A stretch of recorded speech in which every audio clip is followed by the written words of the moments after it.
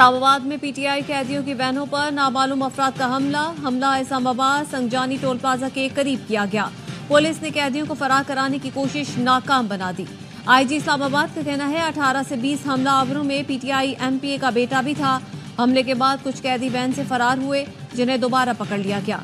3 कैदी वैन में 82 मुल्जिमान थे, जिन्हें पेशी के बाद अटक मुंतकिल किया जा रहा था। पुलिस का कहना है कि 4 मुल्जिमान को गिरफ्तार कर लिया। पुलिस हुकाम ने बताया 15 से 20 हमलावरों ने वैन रोकने की कोशिश की। गाड़ियां ना रोकने पर मुल्जिमान ने फायरिंग की। पुलिस ने कैदी वैन को भी जाए वक़ुआ से हटा दिया। शवाहिद खत्म होने का खदशा।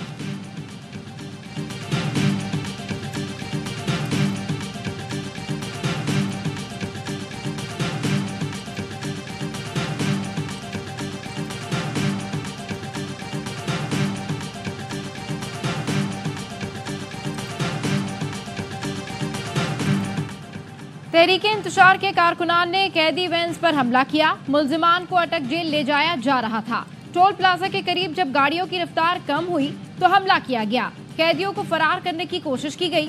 वजीर इत्तलात ततारड़ कहते हैं कैदी वैन्स पर हमला सोचा समझा मंसूबा था, जिसकी तैयारी पहले से थी। 4 गिरफ्तार मुल्जिमान में पीटीआई एमपीए लियाकत का बेटा भी शामिल है। हमला आवरों की 2 गाड़ियां और असला तहवील में ले लिया। 19 फरार मुल्जिमान को दोबारा गिरफ्तार कर लिया गया। पीटीआई का रद्द-ए-अमल मुज़ैका खेज है। टोल प्लाजा की सारी सीसीटीवी फुटेज मौजूद है।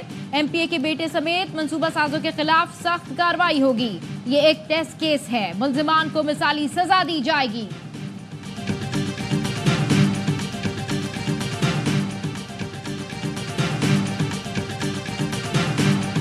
रोल कैसे चो है, इसने अपने हाथ से शीशे तोड़े और एक ड्रामा रचा कर कि जी कोई हमला हो गया है, फिर ताले खोल के उन सबको 3 प्रिजनर वैन से नीचे उतार के खड़ा कर दिया कि जी वो फरार हो रहे हैं। मैं आपको वार्निंग दे रहा हूँ इस बात पर, किसी को कुछ भी हुआ, एसएचओ तरनोल तुम जिम्मेदार होगे, हमारे ऊपर जो भी डीपीओ है वो जिम्मेदार होगा, उसके ऊपर डीआईजी और फिर आईजी और फिर इंटीरियर मिनिस्टर, तुम सब जिम्मेदार होगे इसके।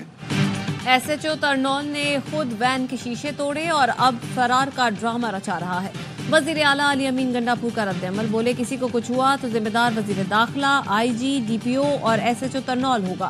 संजानी के केस में हमारे तमाम गिरफ्तार अफराद की जमानत हो चुकी। वार्निंग दे रहा हूँ, गिरफ्तार अफराद को खैरियत से पहुंचाएं।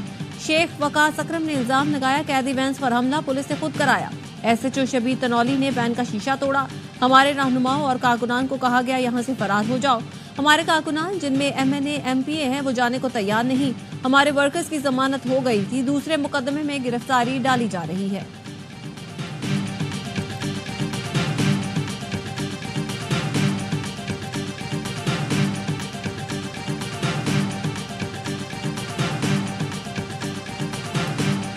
लखी मरवत में ख्वारिश का नमाज मगरिब के दौरान मस्जिद पर हमला, कैडेट आरिफुल्लाह शहीद हो गए।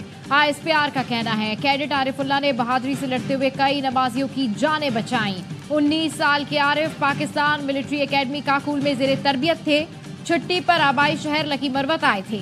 दियाए खान के इलाके दरजिंदा में चेक पोस्ट पर हमला, फ्रंटियर कांस्टेबलरी के 10 जवान शहीद और 3 जख्मी हो गए। जवानों ने जाने निछावर करके खारजी दहशतगर्दों का चेक पोस्ट पर हमला नाकाम बनाया। बन्नू में पुलिस मोबाइल पर दहशतगर्दों का हमला, एसएचओ समेत 2 एहलकार शहीद, ड्राइवर जख्मी। बन्नू कैंट में पुलिस मोबाइल वैन पर दहशतगर्दों का हमला, फायरिंग के तबादले में 2 दहशतगर्द मारे गए।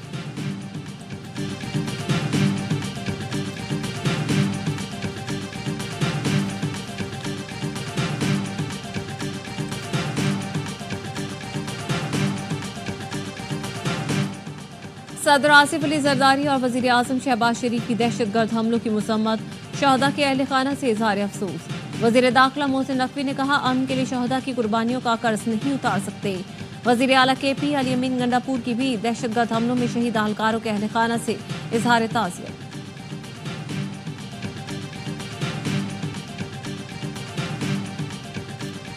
बानी पीटीआई की बहनों अलीमा खानम और उज़मा खान को डिस्ट्रिक्ट जेल जेहलुम से रिहा कर दिया गया। रिहाई के रोपकार लेकर सरकारी एहलकार डिस्ट्रिक्ट जेल जेहलुम पहुंचा, जिसके लगभग 3 घंटे बाद रिहाई अमल में आई। अलीमा खान का बेटा, बहन नौरीन न्याजी, वुकला पैनल और पीटीआई कारकुन जेल के बाहर मौजूद थे। डी चौक एहतजाज केस में बानी पीटीआई की बहनों की जमानतें मंजूर हुई थी। सेनेटर फैसल रौडा कहते हैं, कहा था बानी पीटीआई की बहनों की रिहाई के लिए कोशिश करूंगा। बिकाऊ पीटीआई लीडरशिप इनकी बहनों को एक बार भी पूछने जेल नहीं गई।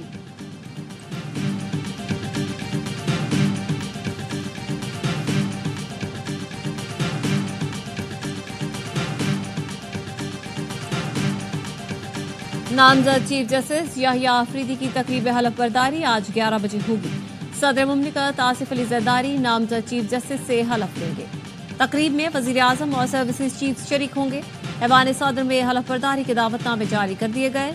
अरकान पार्लियामेंट को भी दावतनामे जारी।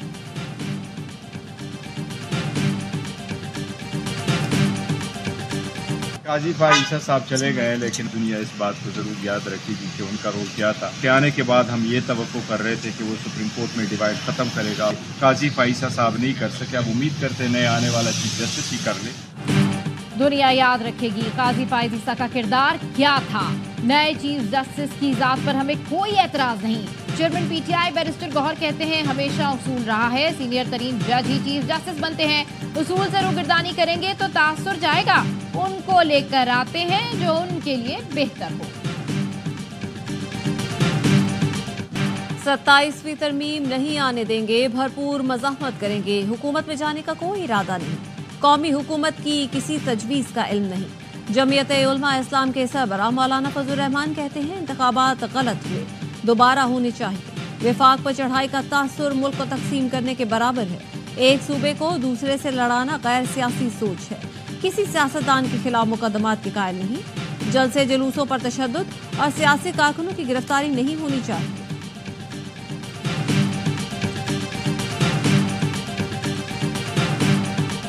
हुकूमत के पांव के नीचे से जमीन निकल रही है। बुशरा बीबी की रिहाई किसी डील का नतीजा नहीं, उन्हें महफूज मकाम पर मुंतकिल कर दिया है।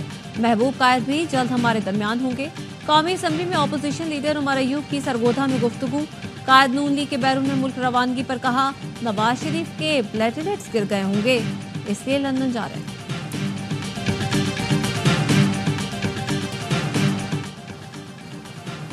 कराची के बिजली सार्फिन को एक बार फिर झटका। नेपरा ने कराची के लिए बिजली 3 रुपए 3 पैसे फी यूनिट मजीद महंगी कर दी। कीमतों में इजाफा जुलाई की माहाना एडजस्टमेंट में किया गया। के इलेक्ट्रिक सार्फिन से इजाफी वसूली दिसंबर के बिलों में करेगी।